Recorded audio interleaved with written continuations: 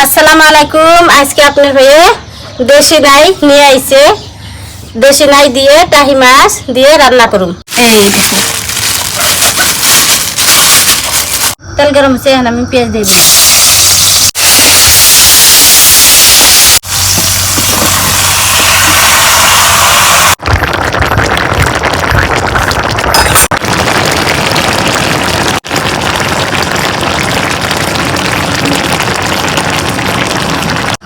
তরকারি রান্না হয়ে গেছে, এখন আমি জিরা ফাঁকি দিয়ে তরকারি নামিয়ে নেব।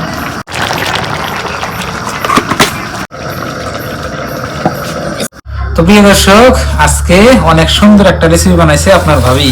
দেখি, বিসমিল্লাহ। এক নাম্বার, অনেক স্বাদ হয়েছে।